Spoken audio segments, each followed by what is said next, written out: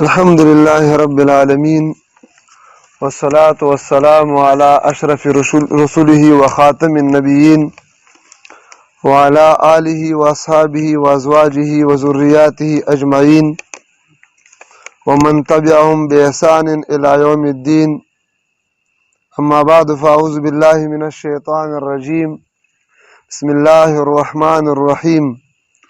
ولا يزالون يقاتلونكم حتى يردوكم عن دينكم إن استطاعوا. الآية.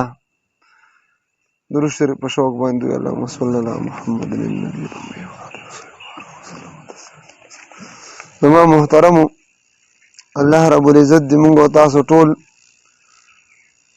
د کامل ایمان خاوندانو ګرځي او د دې دور د تمام تر فتنو نه د خدای پاک زموږ او تاسو د ایمان او د اعمال حفاظت فرمایي. تیر بود باندې خبرې ما ستاسو مخکې وړاندې کړې وي د اسلام خلاف او د مسلمانانو خلاف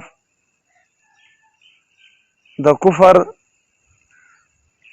او د غیرو دوه قسمه جنګونه، یو نظریاتي او فکري جنگ او یو د اصلحي او حسي جنگ. هغه پخوا نه را شروع ما د هغې تاریخ تاسو ته بیان کو چې دا د جنت نه د دې سلسله د ابلیس نه او د آدم علیه السلام د هغه وخت نه را روانه،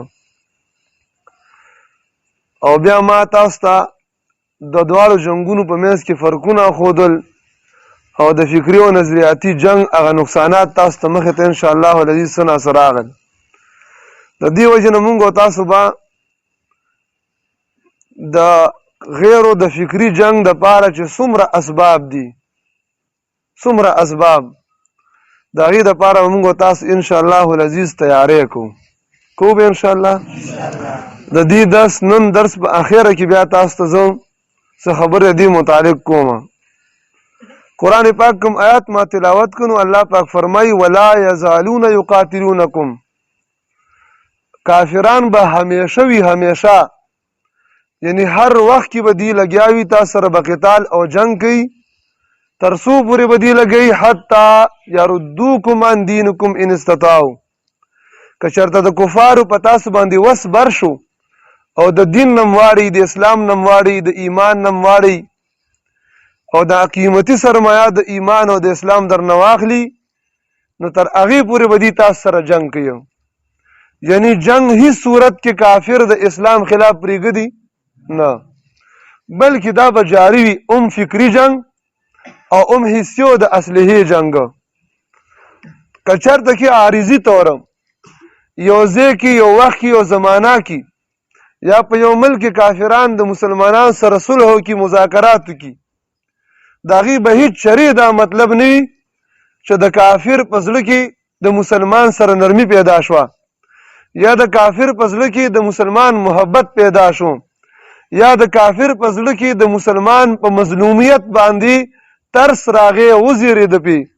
دا مطلب بې چرته هم نه وي، بلکې د هغې به دغه مطلب وي چې یا به فی الحال کافر کمزوری وي، د جنگ وس به نه رسي، یا به فی الحال دا جنگ د ده په ګټه کې نه وي، یا نور د دنیاوي مفادات به په نظر کې وي، نو عارضي طور به دا جنگ د اصلحي والا دی بندي، خو فکري جنگ بیا هم پرېږدي. ګوره یاد ساتئ، د اصلحي د جنگ نه کافر مذاکرات کوي، خو د فکري جنگ نه مذاکرات هم دا جاري په جاري وي. نو دې د وجې نه محترمو، مونږ او تاسو به همیشه دې دپاره څنګه چې کافران به همیشه مونږ او تاسو سره دواړه قسمه جنګونه جاري ساتي، مونږ به د هغه جنګ نه د ځان د بچو اسباب همیشه دپاره تیار ساتو انشاءالله.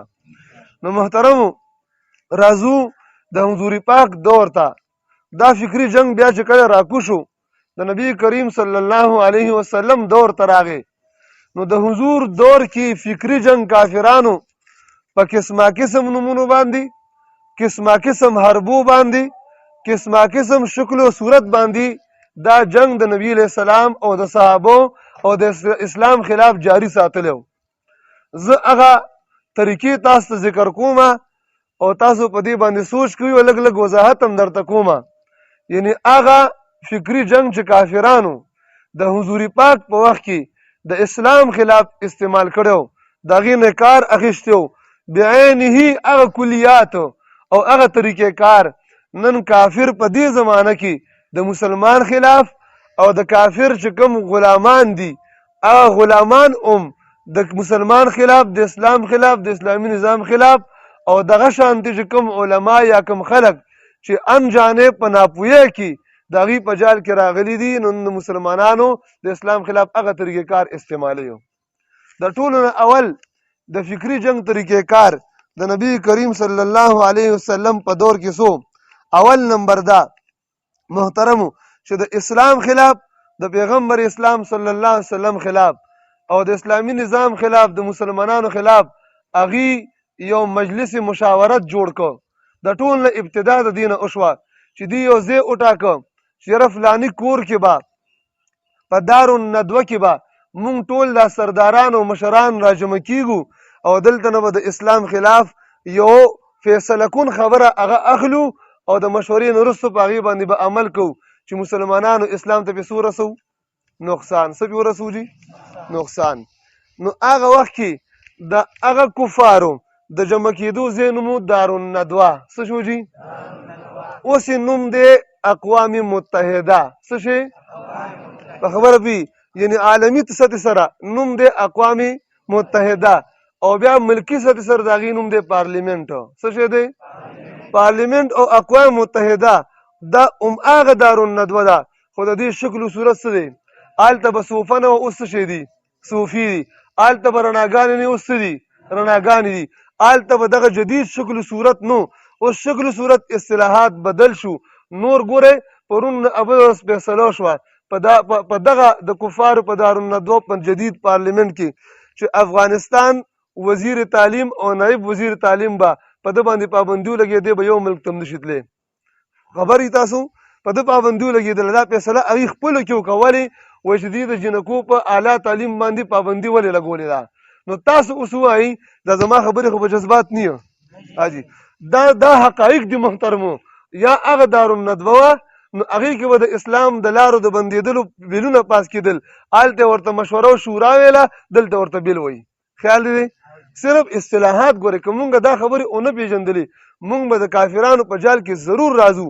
دلته نوم غوړ زر دی، دا خو جي رایې ده، دا خو ووټینګ دی، دا خو بیل دی، او هلته ورته څوک کېنولی؟ هلته به اوس په دې اسمبلی کې چې بیل پاس کوي، د پاس کېدو سټک څوک وي؟ سپیکر ورته وایي که نه؟ څه ورته وایي؟ هلته شیخ نجدي نو وایه که نه؟ سپیکر نو چې یو رایه ورکه، وایي نبي علیه صلات وسلام به جلا وطن کو، وایي نه دا رایه غلطه ده، دا بیل مسترد. څه شی جي؟ دا بیل مسترد. دا صرف اصطلاحات. ګورې زما خبرې ګورئ، کله کله زه به د خندا په انداز کې کومه، خو زه حقیقت وایم. څه وایم؟ دا حقایق دي. نو شیطان دا رایه مرد کا، بل یې مرد کا، بل اخر کې چې ابو جهل ویل و یاره داسې زما مشوره دا ده چې مشوره مې دا ده چې مونږ به ځوانان را پروچت کو، د ده د کور نه به محاصره وکړو او دا سړی به مړ کړو. چې دی مړ کړو نو د ده مونږ خو دومره ټول غټ غټ قومونه یو، د ده خاندان والا مونږ سره جنګ کولی نه شي، خون بها به غواړي، نو خون بها ورکړو که نه، نو کیسه به ختمه شي. نو هغه څه وایي؟ اوس هغه وخت کې خو سټک نو شي ټنګولی که نه، هذا هو الرأی، الرأی ما قاله الفتح. رایه دا رایه ده کومه دي ځوان کومه رایه ورکه، بله رایه نشته دی. بل پاس شو که پاس نه شو؟ قدیم صورت دی، څه شی دی؟ جدید صورت دی محترمو. نو یاد ساتي ښه په دې د غیرو په چل باندې پوهېدل غواړي. ښه ګوره یاد ساتئ، د بخاري درس اسان دی، د تفسیر درس اسان دی، قسم بالله د فلسفې او د منطقو دورې اسانې دي. یعنی هر فن د فنونو نه د هغې تدریس، په هغې شرح لیکل، د هغې په هر باندې تحقیقات اسان دي، خو د خپل دشمن چلونه پېژندل ډېر ګران دي. ښه په خبره باندې پوهېږي که نه پوهېږي چې څو پورې موږ د دشمن چلونو نه خبر شوي نه یو، زموږ ایمان خطره، زموږ اعمال خطره، زموږ مدارس خطره، نظریه او عقیده مو خطره کې، زموږ تهذیب او تمدن، لباس، دا ټول په خطره کې دی محترمو. نو هغه وخت کې اول نمبر قیام د مشاورت وشو، دارالندوه پارلیمنٹ وټاکه او هغې کې به مشوره کېده د اسلام خلاف. اوس شته دی که نشته؟ وایه اقوام متحده د ټولو ممالکو په سطح باندې، او بیا په هر ملک کې پارلیمنٹ، دا د وخت دارالندوه ده. ښه کوم پارلیمنٹ نه تر اوسه پورې د اسلام دپاره بل پاس شوی؟ څوک ښولی شي ما ته؟ صحیح په خبره چې هغه د قرآن په حق کې، هغه د اسلام په حق کې، هغه د مسلمانانو د اسلام او د ایمان د فیدې دپاره، هغه د آخرت د بقا دپاره او د آخرت د فواید د اصول دپاره داسې بل شرط پاس شوی دی. خو چې پاس کېږي نو خلاف شریعت. اوس دا ستاسو سند کې بل پاس شو چې 1500 استادان به موږ څه کوو، د میوزیک دپاره به د هغې څه کوو، آینده لپاره انتخاب کوي. دې پکې سکولونو کې څه م کوي، میوزیک ښیي. دا دارالندوه نه ده؟ وایه که نه، که مسجد نبوي ورته ووایي یار، مسجد نبوي د نعوذ بالله دغه دارالندوه ده که نه. ښه په خبره باندې پوه شي. 10 کال دپاره د ګانو بجان نه ټکس اوچت شو، ختم شو، او 5 ارب روپۍ د ګانو بجانو د سینما د سنټرو د قایمول لپاره بجټ کې وتی. 1 روپۍ که په دې بجټ کې د اسلام او د قرآن دپاره وتی، ما ته دې څوک وښیي وتی ده؟ وایه که نه وتی ده؟ نو 15 اربه د ګانو بجان دپاره شته، 1 روپۍ د مدرسې د مسجد د قرآن او د اسلام دپاره نشته چې دې ته زه دارالندوه نه یم، زما په خولې دې رانه شي. په خبره باندې پوهېږي که نه پوهېږي؟ لہذا اول ګورئ فکري جنګ د حضور په زمانه کې څو قیام د چو د پارلیمنټو، قیام د چو د پارلیمنټو، قیام د مجلس مشاورتو، او دا په دې زمانه کې مشته. دویم نمبر محترمو په پیغام حق کې دویمه حربه فکري جنگ. ګوره دا ټول جنگونه دي، دا موږ ته وړې خبرې ښکاري. د میډیا دا خبرې انشاءالله را روان دي تفصیلاتو سره، نو قبل وقت زه نه کومه، بیا انشاءالله آینده درسونو کې راځي. دویم نمبر د دې فکري جنگ د حضور په زمانه کې د حق په دعوت کې شکوک او شبهات اچولو. څه شی جی؟ شکوک حق دعوت کې څه به ویلي؟ اجال الالهه الهه اله واحده، اجال الالهه اله واحده ان هذا لشیء عجاب. یاره دا څنګه دا په دې په حق دی؟ زموږ خدایان 380 دي او دا سړی وي چې خدایان څو دي؟ یو. نو شک اچول خلکو ته وایي چې 380 کوم خدایان په شریکه باندې کارونه نشي کولی او سر ته نشي رسولی، دا یو خدای به څنګه دا کار وکړي؟ خیال دی دا هغه شکوک او شبهات دي چې د دې دا ذهنونه متاثره شي او دې مو چې واقعا ګورې عوام د قرآن او حدیث باندې خو نه پوهېږي که نه، عوام عقلي خبرو باندې پوهېږي. هلکه چې 380 خدایان یو کار نشي کولی، دا یو خدای به څنګه خدای چې دا کار به سر ته ورسوي؟ نو شک به پرېوته. والله دا خبره خو درسته ده. دا څه شی ده؟ دا خبره پوهېږي؟ صحیح ده که نه؟ زه خیر خبرې راځي. دا شان ما سمعنا بهذا فی الملة الاخره ان هذا الا اختلاق. خیال دی دا څنګه دین دی؟ دا خو مونږ د پلار نیکه نه اورېدلې نه ده، اکابرو نه هم اورېدلې. په خبره پوهېږي؟ اکابرو نه دا اصطلاحات جدا دي. ښه زما مطلب دا نه دی ګورئ چې د اکابرو تشبیه د مشرکینو سره ورکوم، استغفر الله، دا چرته هم دا مقصد نه دی. ښه خو دا هغه طریقې کار غلط دی. طریقې کار څه دی؟ اوس به یو خبره حقي تا به د نیکه نه نه اورېدلې، نو ستا نیکه خو ټول عمر غویان سره ولیدنو. په خبره باندې پوه شي؟ ته به اوس دا وایې چې دا غلطه ده. صحیح ده که نه؟ د حق د غلط کېدو دلیل خو دا نه چې تا پلار نیکه نه اورېدلې نه ده. مې اوره که نه؟ ډېرې خبرې داسې دي مونږ تاسو نه دي اورېدلي، آینده به هم کېدای شي تر مرګه ونرو او په قرآن او سنت کې موجودې وي. دې خو دا مطلب نه دی چې دا خبره دا کار غلط دی. نو یاره وایي دا خبره صرف دی کوي او نور څوک نشته، نور څوک نشته. لہذا دا دلیل نیسي د څه دپاره؟ د پیغام حق د غلط کېدو دپاره. نو دا وسایس دي. دویم نمبر فکري جنګ په هغه وخت کې هم روانو، اوس هم څه دی جي؟ دریم نمبر فکري جنگ او وار د حضور په زمانه کې تاویلات فاسده و. څه شی جي؟ تاویلات فاسده. څه به ویلي؟ نبي علیه السلام ورته ویل ګوره دا خو څه نشي کولی، دا خو بوتان دي، دا خو کاڼي دي، دا خو لرګي دي، دا خو هېڅ نه. څه ویل؟ ما نعبدهم الا لیقربونا الی الله زلفا. چې مونږ خو د دې بوتانو صرف دې دپاره بندګي کوو چې دا د الله نیازبین دي، مونږ به الله ته څه کوي؟ نږدې کوي. مونږ منو چې کفر دی خو مونږ پکې اسلام راولو. دا تاویل فاسد دی. دا څه دی؟ دا تاویل فاسد دی. ښه طریقې ته تاسو ګورئ. هغې به ویل مونږ چې د دې بوتانو عبادت کوو، دا خدایان په دې معنا نه ګڼو، خو دا د الله نیازبین دي چې د دې بندګي کوو، الله ته به راله څه وکړي؟ شفاعت وکړي، مونږ به الله پاک ته نږدې کړي. نو دا ګوره تاویلات فاسدو په شرک کې. اوس کفري نظام کې دا تاویلات شته که نه شته؟ چې ګیر شي بیا څه وایو؟ و یاره مونږ خو منو که نه، مونږ څه کوو؟ خلافت ښه شی دی، خو خلافت اوس ممکن نه دی. استغفر الله.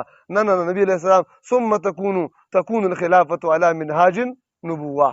نبی علیہ السلام پیشنگوئی فرمایلی دا من خلافت علی منهاج نبوت انشاءالله نو بېشکه را روان دی. ښه خبره پیش ته خو وایې چې ناممکنه، مونږ وایي فرض دی چې راځي. بس وایې جي فرض دی فرض ښه خلافت اسلامیه به څه کېږي انشاءالله ضرور به ضرور به راځي ښه ثم تکون الخلافه علی منهاج نبوه.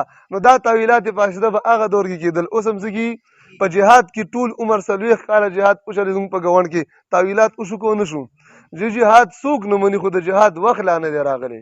د جهاد وخت په تا باندې کله راځي دا د کوچو 10 جاړو ماتېږي نو په خبره پې که درب دوب دي ښه تړلی خو کوچي وي زما 10 کوچو 10 نه ماتېږي. د پاکستاني ایمان هم نه ماتېږي او په د جهاد هم فرض کېږي.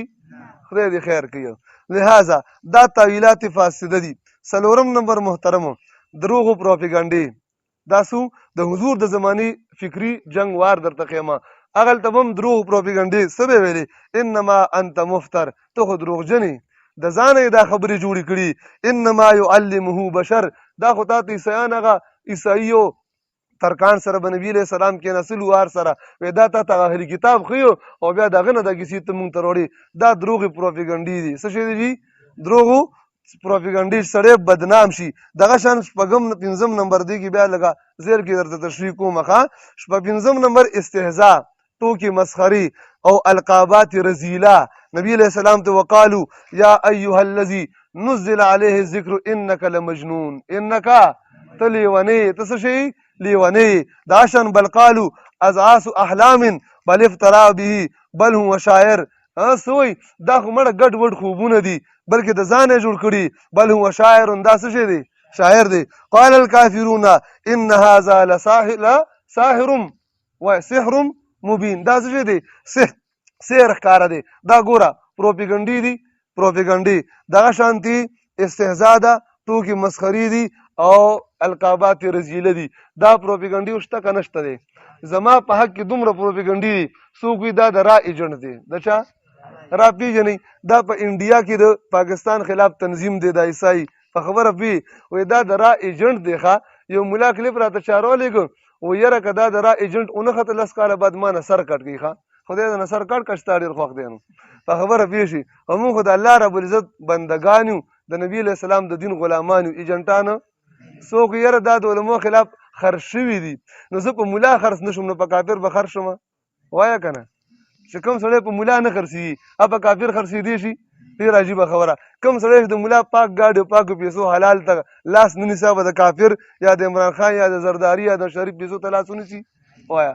دا څنګه عجیبه منطق دی. نو دا څه کوي څوک دا ګستاخ دی. څه شی دی څوک دا څه شی دی ګستاخ دی ګستاخه. څوک دا بې ادبه دی. څوک کافرو د خیرو والي. دا هغه پروپاګانډې دي چې دا د چا ذهن ته ولیدي نو هغې مونږ نه بیا لرې لرې ځي. ډېر خلک لرې لرې تښتي او چې کله مخامخ ملاقات وکړي په یو ملاقات سره بدل شي چې دا کیسه خو داسې نه وه یار مونږ خو بل څه اورېدلي دي. مونږ څه دي الفضل ما شهدت به الاعداء. فضیلت هغه دشمنان نیم څوک یې څوک چې مناظرې له راغلي وو فرد یې د خولې نه ارزې کې دا سنازي چې دا خلک ډېر با ادب وو دا ګستاخانه نه وو. په خبره باندې پوه شي. خو پروپاګانډه دومره خوره شوې ده چې هغوی سره مونږ دې سره له مخامخ شوي نو بیا کنځلې نه یو. خیال دی. بل ملګری راغی و یاره که ته واقعي د عیسایي کس نو چې مونږ هم پکې سره ته نوکري وګورې که نه. ښه پوه شي په خبره. عالم پروپاګانډې دونه اثر کړی پوه شي په خبره. دلته ملا راته وویل ملا عالم ما پیژنم وایي چې ګورې مردان نه خو پېښور ته راغی و چې پېښور کې ده سره میلاو نه شي. ما ولې وایي دا زمونږ د علماو خلاف ایجنټ دی خرڅ شوی دی. دا ګوره د عالم د خولې خبرې دي. ښه دا پروپاګانډې نه دي وایه که نه دا پروپاګانډې دي. ښه تا پرون چې کوم یو طالب خبره وکړه وایي چې نن راته پرون راته بېګا راته ویلې یو ملا صاحب ته مې ویلې چې هلکه ته کوم ځای کې سبق مې چې د هغه مدرسه کې وایي چې شاته اونې خو ګورې زر ته زر ځان نه وباسه. په خبره پوه شي زر ته زر څه کوه ځان نه وباسه ځکه عقیده ایمان زده کړې که نه. ښه په خبره پوه شي دلته څه زده کېږي ایمان زده کېږي. نو دا ګوره دا فکري جنګ دی جناب. اووم نمبر محترم 8 نمبر هغه حوصله شکن بیانات دي. حوصله شکن بیانات دي. نبی علیہ السلام ته به څه ویلې قلوبنا فی اکنة مما تدعوننا الیه وفي آذاننا وقر ومن بیننا وبینک حجاب فعمل اننا عاملون.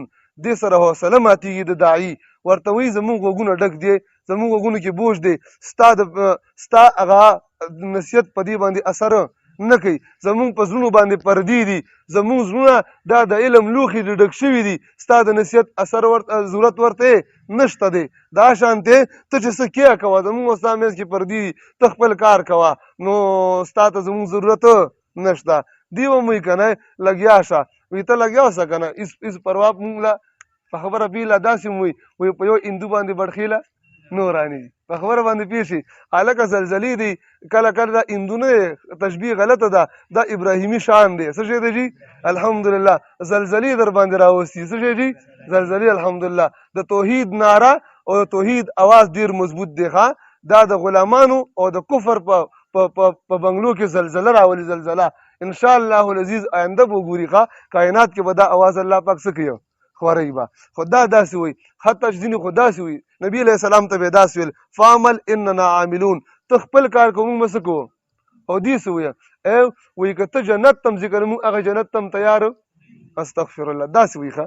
نو دا سره د داعي هغه حوصله ماته شي. هغوی شرطه زه څه کومه. او دا کله چې په داعي په دعوت کې اخلاص وي او دله مخامخ خلک داسې بیانات او داسې خبرې کوي، نو هغې کې هغه حوصله کمزوري کېږي. نو دا فکري جنگ دی. څه شی دی جي؟ فکري جنگ دی. او اووم نمبر محترمو، د هغه وخت د نبي صلی الله علیه وسلم د دور فکري جنگ طریقې کار دو چې عجیب و غریب مطالبې به یې کولې. څه به یې کولې؟ عجیب و غریب. قرآن کې سورې بني اسرائیل کې وقالوا لن نؤمن لك حتى تفجر لنا من الارض ينبوعا او تكون لك جنة من نخيل وعنب فتفجر الانهار خلالها تفجيرا او تسقط السماء كما زعمت علينا كسفا او تاتي بالله والملائكه قبيلا. وای موږ په تا باندې هغه وخت پورې ایمان نه وروړو څو پورې چې ته موږ ته مکه مکرمه کې داسې نهرونه سږي تیر نه کړي، دا صفو دا د مروه دا کوم غرونه دي دا راته سره زر او سپین زر جوړ نه کړي، باغونه وي او چینې وي او کجوري وي، د خیره سره انګور وي او بره وخیږي، اسمان ټوکړې راپروزي او الله فرشتې مخامخ راولي، هله به ایمان نه وړو. دا عجیب و غریب څه شی دي؟ مطالبات دي. وایي یاره که ته ځان ته په حق کې نو بس په ښکاره په میډیا جهاد اعلان وکړه که نه. عجیب و غریب مطالبه دلته ګورواله ته څه کوه؟ خیال دې په دې خبرو پوهېږئ؟ ووایه که جهاد په پاکستان کې فرض دی. دا اوس عجیب و غریب څه شی ده؟ هلکه دعوت ته وګوره چې حق دی او که حق نه دی. دا ټول نن سبا فټ کېږي په دې خلکو باندې. وایي اعلان وکړه یا ټوپک راواله که نه. نو د حق دعوت دپاره ټوپک راغېستل ضرور دي. وایي چې زه ټوپک نشم راغېشتی بیا به حق دعوت نه چلومه، د باطلو نظریاتو رد به نه کومه. وایه که نه کوم به که نه به کومه کومه. نو دا هغه وخت نه نظریاتي جنګ را روان دی. په دې عجیب و غریب مطالبات به تا نه کېږي. اتم نمبر محترمو، اتم نمبر مسلمانانو ته چې کله بیا په دې ونه شو نو جسماني او ذهني تکلیفات به مسلمانانو ته ورکول. تاسو ګورئ نبي کریم صلی الله علیه وسلم ته څومره تکلیفات کفارو ورکړي. حضرت بلال، حضرت صہیب او حضرت یاسر او عمار، حضرت سمیه، دا صحابه ضعیف صحابو ته دي څومره. نو دا فکري جنگ یوه حصه وه. دې ته هغه تکالیف ورکول، ذهني تکالیف هم ورکول، جسماني تکالیف هم څه کوله. تاسو واقعات اورېدي دي چې اسلام کې نو اوس هغه حل روان دی په دنیا کې که نه دی روانه. په خبره پوه شي. ذهني د کفارو چې کوم ځای کې مطلب مسلمانان بندي کړي یا د کفارو غلامانو څه نه کوي، د هغې د ذهني دباو دپاره هغې ته تیز مشینان لګولي په جیلونو کې چې هغه اوازونو سره دې ته ذهني ټینشن وي. شراب پې په زور باندې څکي، په دې باندې ټیویانو کې بربنډې ښځې ګوري وغیره. دا ذهني تکلیف دی. جسماني سزاګانې خو لا پرېږده. نو دا د هغه وخت نه را روان دی. نهم نمبر محترمو، هغه خانداني دباو او دمکیانې دي. خانداني دباو چې کله په دې کار نشي، ستا پلار له به ورځي، ستا کور ماما ته به ځي، ستا تره ته به ځي، ستا نیکه ته به ځي، هلکه دا سړی منې کړه، دا څه که منې کړه د دې نه چې زمونږ دا خدایان دي نه چیړي. نبي علیه السلام په خلاف ابو طالب ته 3 وفد راغلي د قریشو. آخري وفد کې ورته بس دمکي ورکړه، ورته نور موږ صبر نه شو کولی، ته مشري دې منو، سرداري دې منو، عزت دې منو، خو دا وراره منې کړه، نور نه کي. نو ابو طالب نبي علیه السلام ته وویل وراره دومره بوج په ما مه راچوه چې باقي زه برداشت کولی نه شم. دا ټول خلک ستا خلاف راغلي دي، لهذا دا قوم د ډېر د انصاف خبره کوي او دوی وایي چې مونږ د هېڅ نه منې کوو، خو زمونږ د نظام خلاف خبره دي، زمونږ د خدایانو خلاف خبره دي. هغه خدایان یو نظام و، شرکي نظام وکړه. نن سبا هم مدرسې چلوه، خانقاهونه چلوه، تبلیغي مراکز چلوه، په میډیا باندې به هر څه کوه، خو د نظام خلاف خبره وه ما ته دا حضرات وی خپل خدمت کوه هر څه کوه خو مهرباني وکړه څه کوه دا نظام مه شړه دا نظام او که شړې نو کم از کم په میډیا بیا مه ورکوه په خبره باندې پوه شي دا پخوانۍ دا سلسله دا څه ده را روانه ده نو نبي علیه السلام ترې خفه شو او ورته وفرمیل یا عمي والله لوضع الشمس في يميني والقمر على يساري على ان اترك هذا الامر نبی علیہ السلام وفرمایل ما ترکته که چېرته قسم بالله دا کفار ښي لاس کې زما نور کېدي ګس لاس کې زما سپوږمۍ پرېږدي دا کار پرېږده دونه بوج را باندې راشي مړه به شم خو دا کار به پرېنږدم خانداني د بو دی ستاسو والدین ته خلک شکایت کوي که نه کوي چې دا د کوم مدرسې ته لېږلی دی دا د چا له لېږلی دی دا تا کوم ځای داخله کړې ده دا خو غرقي ګمراه کي نو پخوا دا سلسله روانه وه دا خانداني د بو باندې کله څه کېږي راځي درته وایي چې هلکه ده سره مه کوه تعلق به ورسره نه ساتي او ده سره به سلام کلام نه کوي زموږ په دې ملګرو باندې بلا تکالیف دي 10 نمبر محترمو هغه دا دی چې کله به خدای مکه الله دا حال په موږ باندې نه راولي د سردارۍ او د عهدو او د پیسو او د خشته خشته ښځو آفرونه به درته کېږي چې کله یو سړي ته پته ولګي دشمن ته پته ولګي چې دا سړی یو درجې ته رسېدلی دی او ده پسې ډېر خلک روان دي د ده خبره خلک اوري نو بیا خو دی وژلی نه شي تعذیبولی نه شي نیولی نه شي بیا په دې بل طرف باندې راته شي نبي علیه السلام ته راغل ورته وایي که ته سرداري غواړې د ټولې مکې سردار به دې کړو که ته ملکي غواړې ملک به دې کړو که مالداري غواړې موږ پیسې را جمع کړو د ټول مکې مکرمې به ته مالداره سړی که ښځه دې مطلب یې د دعوت نه نو راشه زموږ په زنانو باندې ګوته تدګه ښځه به موږ درکوو د دې آفرونه راغل نو ایمان والا سړی چې ني بې ایمانه سړی ټینګېدلی الله یې زموږ ایمانونه مضبوط کړي ښه بیا په دې طرف درته راتاوي تاله موږ موبایل هم درکړو تا سره به خپل ګاډ هم ګرځي ګاډ یې هم در سره وي او صرف موږ ته معمولي اطلاع کوه څه کوه او تم آپ کی اطلاع صیغ راز میں رہے گا په خبره باندې پوه شي که نه تا نه به څوک خبر هم ني او پیسې به مې هر څه به یو ښځې غواړې واده غواړې بنګله به درله درکړو صدر کې اسلام آباد کې یا هلته په بل ځای په کابل کې په یو ځای چې ته څه وې بیا په دې طرف را دا د کافرانو د پخوانه فکري جنگ سلسله وه نو ګوره دې ته به خیال کوي ښه الله پاک دې موږ تاسو ټول ته نه محفوظ وساتي دا سلسله په د حق لاره په دعوت کې را روانه ده ښه دا کیسې راځي دا یې په موږ باندې را روانې دي الله دې موږ محفوظ وساتي 11 نمبر کله کله به سره سمجوتي کوي هلکه را به شي او ډېرې نرمې خبرې کوي موږ خو د علماو ډېر قدر کوو او موږ د پاکانو مجاهدین سره ډېر محبت دی زما نیکه مجاهد دی څه شو نیکه مې څو مجاهدو انډیا کې د اسلام خلاف جنګېدی و په خبره باندې پوه شي که نه دا خو نه وي که نه د امریکنیانو او د کافرانو د انګریزانو د هندوانو مجاهدي ښه خو دا نرمې خبرې بس څه به ته کوې او ته ګزاره کوه څه به څه کومه دا دعوت ګوره هغه وخت نه روان دی نبي علیه السلام ته را چلو چې ته دا دعوت نه پرېږدي داسې به وکړو چې یو کال په شریکه ستا د خدای بندګي کوو او یو کال په شریکه زمونږ د خدایان څه کوو دا بیا سورې قل هو شریف پسې شو الله پاک څه کړه سورې کافرون الله پاک څه کړه نه چې داسې نه شي کېدی خیال دی نو د پارلیمنټ دعوت دغه دعوت دی ښه د پارلیمنټ دعوت دغه دعوت دی دلته به څه د هغې د خدایانو بندګي کوي څه به څه کوي ستا سره موني یو بل نعمتال هم څه کوي پاس کوي که نه سترګې به ته رنجنه شي څه ورته ښي چې ګورئ دا علما دا د هغې یو فکري وار دی که دا نه وی نو بس دین ورانېده دین نو ورانېږي ښه دین ورانېږي 12 نمبر بیا چې په دیم ونه شي بیا به سماجي بایکاټ در سره کوي څه به کوي جي تا باندې به ګیس بندوي بجلي به در باندې بندوي خوراک څښاک در باندې څه کوي جامع افسر باندې بند شو که بند نه شو په خبره باندې پوه شي داسې په ډېرو صورتونو کې په تاریخ کې دا سلسله روانه نبي علیه السلام او صحابو سره چې کله په دیم ونه شو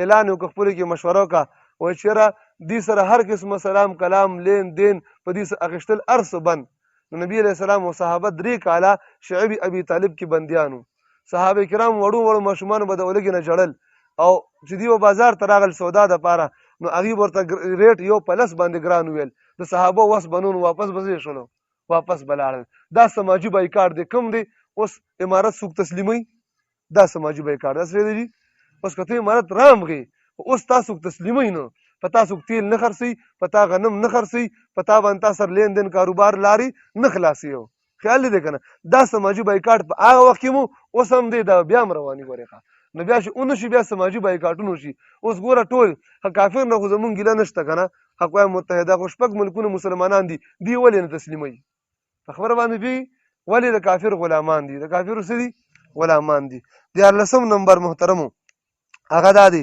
چې بیا په دیم نه کې بیا شور شرابه جوړه کړي څه کېږي دعوت حق کې څه کوي شور شرابه کوي ښه هغه وخت کې به ویلي لا تسمعوا لهذا القرآن والغوا فيه لعلكم تفلحون. دې قرآن ته غوږ مه ږدئ او دې کې شور او شرابه کوئ، دې لپاره تاسو دعوت کامیاب شي. زما چې د تېرو وخت کې څونه بیانات شوي په هره علاقه کې ګشت شوی دی.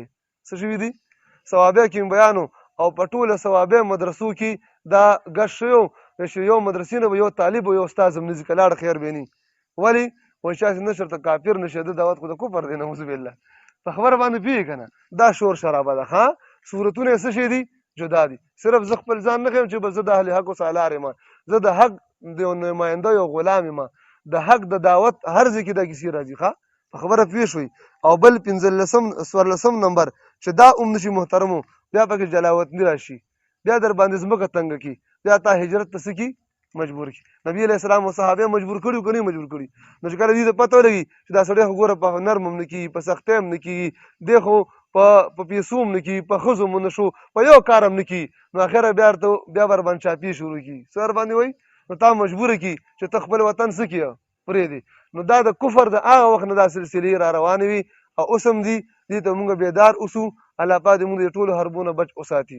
خو مکي دور چونکې د ضعف وخت و، اوس هم د ضعف وخت دی، نو د مسلمانانو د دې حربو خلاف د جنگ څه ترتیبات وو هغه تاسو وورئ. 3 خبرې څونه وي جي؟ اول نمبر خالق سره تعلق.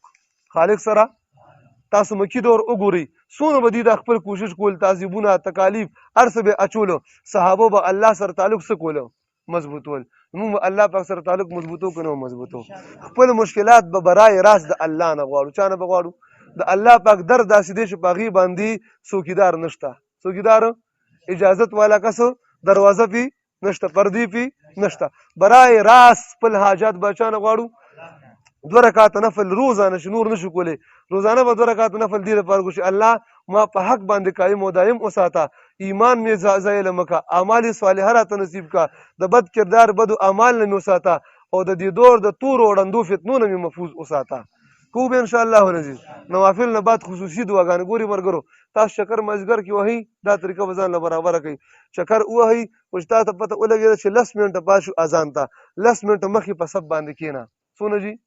10 منټه. که 10 منټه نه شي 15 منټه مخکې راتلی شئ، 15 منټه به ورکو دې نه بعد انشاءالله د اذان نه او د ستا د لوبو په منځ کې چې 15 منټه پاتې شي چې دلته په صف کې ناست یې، دا 15 منټه دومره قیمتي دي. په دې وخت کې چې کومې دعاګانې قبلېږي 24 غنټې کې دونه دعاګانې دا ورځ ختمیږي او ماښامې راغې، دې وخت چا دعاګانې غوښتې دي رب العالمین د هغه نه ډېر لوی کار اخلي. ښه په دې وخت به صحابو قسمونه خوړل. ښه صحابه څه کولو؟ قسمونه، چې دا ډېر قیمتي وخت دی. نو تاسو چکر وهئ، چکر موږ نه منې کوو، خو 15 منټه مخکې راځي دلته صف کې کښېنئ او خصوصي دعاګانې کوئ، خصوصي خاص کر د ایمان دپاره او د حق لارې د استقامت دپاره به څه کوئ؟ ګوره ډېر حالات دي. ښه نن سبا ګوره سکروټه د حق لاره د منتظبونه تکالیف مخکې هر څه را روان دي، نو الله نه به دعا غواړي انشاءالله. ښه الله سره به تعلق څه کوو جي؟ مضبوطو انشاءالله. خپلې ټولې ګیلې به چا ته کوو؟ الله تعالی. برای راست به چا ته کوو؟ 2 نمبر دا د مخلوق خیرخواهي. صحابو به څه کول هغه وخت کې؟ د مخلوق خیر. د ابوبکر صدیق شان ته وګوره څومره غلامان آزاد کړي مکي دور کې، داسې د نورو صحابو ته. سره له دې نه چې خلک زمونږ شر غواړي، مونږ به دا په زړه کې یو درد دي چې الله یو فرد ما بچ کړه د دې نظام نه، د دې کفر نه، د دې غلط ګندګۍ نه او غلطې لارې نه، بس دا زما لپاره نجات دپاره کافي ده. نو د مخلوق خیرخواهي به څه کوو؟ وایه الدین النصیحه. الدین دین ټوله خیرخواهي ده. او 3 نمبر دا چې خپل علمي او عملی تربیت.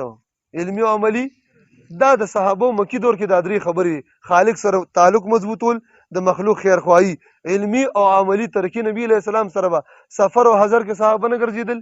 دا علمي او عملی سو روحاني تعلق، اصلاحي تعلق. د نبی علیہ السلام اعمال افعال به کتل، هغې په تعلیماتو باندې به عمل کول. نو موږ او تاسو په دې دور کې اوس دا 3 خبر رانیسو: خالق سره تعلق، 2 نمبر د مخلوق خیرخواهي، 3 نمبر اوس ګوره مونږ دلته راغلي یو تعلیم او تعلم لا. علمي او عملی زندگی زمونږ شروع تربیت مشروع دی، په دې کې به ترقي حاصلو. څه به حاصلو جي؟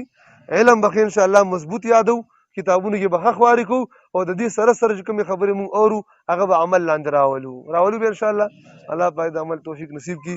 واخر دعوانا ان الحمد لله رب العالمين. اللهم انا على ذكرك وشكرك وصفاتك. اللهم انا الامرات الموصله. اللهم ارنا الحق حقا وارزقنا اتباعه، وارنا الباطل باطلا وارزقنا اجتنابه. وصلى الله تبارك وتعالى